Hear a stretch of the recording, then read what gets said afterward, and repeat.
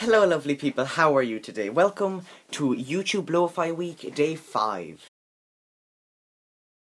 Now I know I said today's video would be the ladies survey, but to be honest I filmed it twice and I watched the footage back twice and both times it was god awful and just so painful to watch. So yeah, that won't be happening. Instead, I will be just telling you some movies in which I would be genuinely shocked if someone hadn't seen. This is my list of movies that you literally have to watch right now if you have not previously seen them. The first movie that I would be genuinely shocked if someone hasn't seen is usually called the greatest film of all time. It is Citizen Kane. I mean, it's Citizen Kane. Need I say any more? The next film which I would be genuinely shocked if you hadn't seen is the film which I regularly call the greatest film of all time. Dr. Strangelove, or How I Learned to Stop Worrying and Love the Bomb, directed by Stanley Kubrick, of course, the best director of all time. I mean, guys, seriously. The third movie also happens to be the first DVD that I ever owned. I got it when I was about 3, I'd say, and I've honestly watched it about, I'd say, a good 100 times. You know, it's brilliant. It's Labyrinth.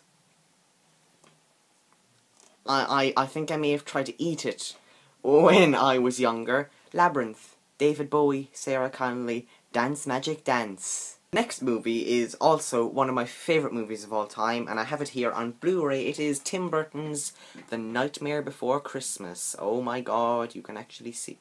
Ooh, hello.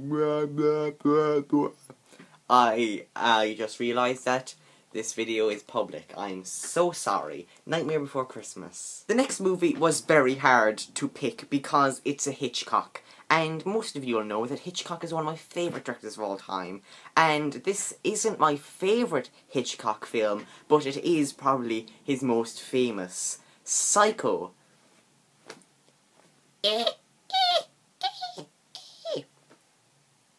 Bernard Herrmann is rolling in his grave right now. The next film is what many people call the greatest comedy of all time, Monty Python's Life of Brian, or in fact, any Monty Python film. This isn't even my favourite Monty Python film, to be honest. My favourite Monty Python film is The Meaning of Life, which is quite controversial because most people think that that's the worst.